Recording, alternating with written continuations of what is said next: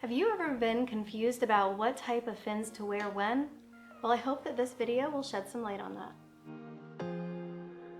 I'm Kimber Greenwood, owner of Water Bear Photography, and today I thought I would take you through a little bit of my extensive fin collection and show you what type of fin is best used in each of the different environments you might encounter as an underwater portrait photographer. So we're going to start with the shortest fin length to the longest, and then hopefully by the end of this, you will feel a little bit more empowered to select the right type of fin for you in the environment that you'll be working in. Let's dive in.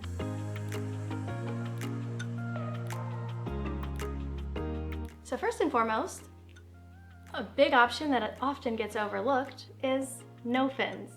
I know as underwater photographers, we feel much more comfortable and happy in the water when we have fins on our feet, but sometimes that's not always the best and safest way to capture these images. For example, oftentimes if you're working in a shallow pool, there is no reason to have a pair of fins on, and if anything, it's only to get you off balance. So when I'm working in a pool, unless I'm going into a deep pool where there's a very, very deep area that I have to constantly be swimming in, I typically don't wear fins in a pool. And like I said, if it is a deeper pool, that is the exception to the rule. Once again, put your fins on when you're already in the pool or seated by the pool. Do not walk around the pool deck with them on. That's a great way to break an ankle and drop some really expensive gear. These are short fins. They're considered shorties. There's several names for these, but these have a much shorter blade on them. They are probably 2/3 foot pocket and 1/3 blade that you would actually use for kicking. So as fins go, these are going to provide the least amount of propulsion. These are not ones that you're going to want to try to free dive in. You're not going to be swimming far distances in these, but these are absolutely fantastic for the bulk of what we do as underwater portrait photographers. Because 9 times out of 10, when I'm on set with a client, I'm not taking my clients into deep water. My clients are typically staying at where their collarbones are and under. So if I'm flailing around in huge long fins, all I'm really doing is silting up the bottom and ruining their photos. However, when I'm in a natural environment, I do think it's important that my team and I are in fins, so we wear shorties. This helps us keep our feet up, stay in the proper position when we're in the water, and avoid silting out, while still giving us enough propulsion that we can get to our clients in time and provided the needed buoyancy if we have to help them. So I love shorties, and there are several different types. You can get a full foot pocket or ones with a strap like this. If you get ones with the strap like this, the nice thing about it is that they're a little bit more adjustable and that you can usually wear booties with them. So we have several different types of booties. These are both neoprene protection. One is a little bit more solid, like a typical shoe, and the other one is known as a sock for obvious reasons.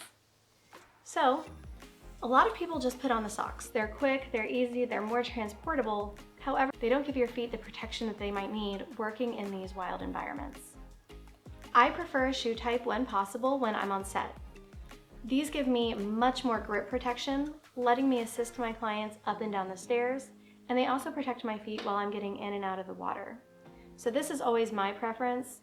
Additionally, I like the fact that I'm able to typically buy less personalized sets of fins. They don't have to be my exact size. So should we have other team members who need them, we can typically swap things around. Just gives us a little bit more flexibility. Next, we're going to look at full pocket fins. So these have a slightly longer blade, and these are full foot pockets. This is what is most commonly seen. It's most commonly sold. They're very easy to find. But these are not a one-size-fits-all situation. These are specific to your shoe size, and you need to make sure that you have them sized right. A downside with these is that a lot of times people will get their feet rubbed raw, so they typically want a thinner pair of neoprene socks, and you cannot wear the neoprene boots under them. It won't work because they're too rigid.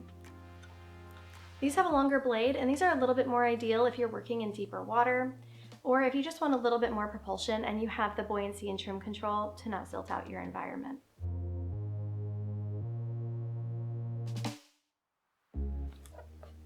This is a technical fin. So this also has a very short blade in relationship to the foot pocket. These are made to be held more upright in the water with a frog kick so that you're not silting out environments. I consider these to be a bit overkill for what the average portrait photographer needs. We use them for cave and technical diving, but it's a little bit much if you're just doing underwater portraits. The other shorties work just as well and they are much cheaper. So these are great if you're a scuba diver though and you're looking for a little bit more control with not silting out your environment that you're in. This is a regular scuba diving fin. So this has a much longer blade in relationship to the foot pocket. It's going to give you more propulsion. Once again, you cannot wear the booties with this, only the socks or bare feet. And this could be great if you're working in deeper water, or this is often what's available to us when we're traveling to other places. Sometimes when we travel and we're out in the middle of nowhere, we take what we can rent or buy, and it's typically something along these lines. They work fine, it just takes a little bit more mindfulness to keep them up off the bottom.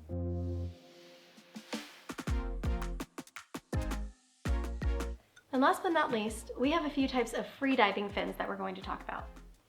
Freediving fins differ from scuba fins in that they are significantly longer in the blade area. The foot pocket to blade ratio is pretty much double what it would be for a typical scuba or snorkeling fin. And this is to give maximum propulsion when you are under the water. This is for people who are trying to dive deep and to do so quickly, but they're not all made the same. Typically, freediving fins are significantly lighter than scuba diving fins, but that's not always the case. These typically come with a full foot pocket and are fitted to the wearer. You may also sometimes wear neoprene socks with these or fin keepers if you have a difficult time keeping them on your feet during a dive.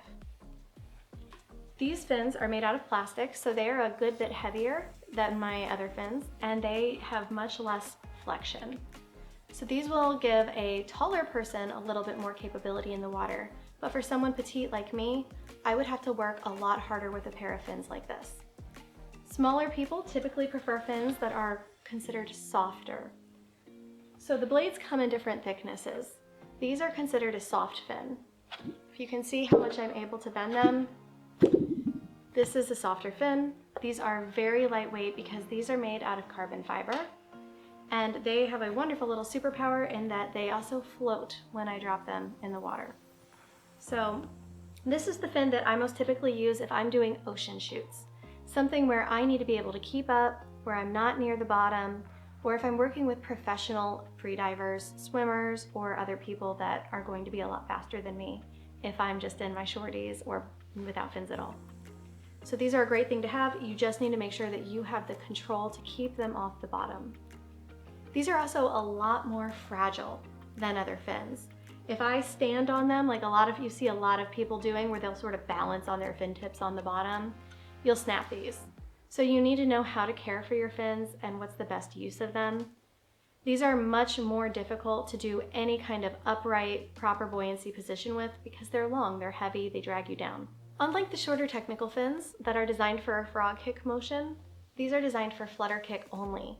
If you try to do frog kick with these, you're not gonna go anywhere very fast, but if you do flutter, these are incredibly fast, incredibly lightweight fins. So I hope that helps you kind of decide what type of fins might be best for the environment that you're working in.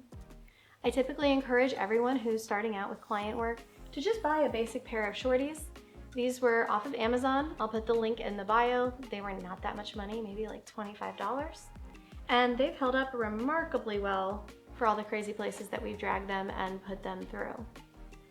Additionally, if you're going to be on scuba a lot, you might want a more solid pair of fins that can give you a little more oomph in the water.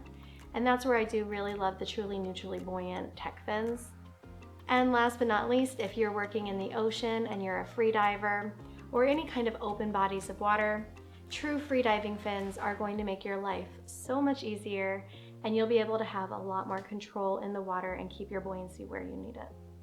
So I hope that this was really helpful, and make sure to like and subscribe. We'll be posting lots more content of gear reviews, behind the scenes, and just neat things that we have coming up. Oh, and one last note. If you have split fins, you are dead to us.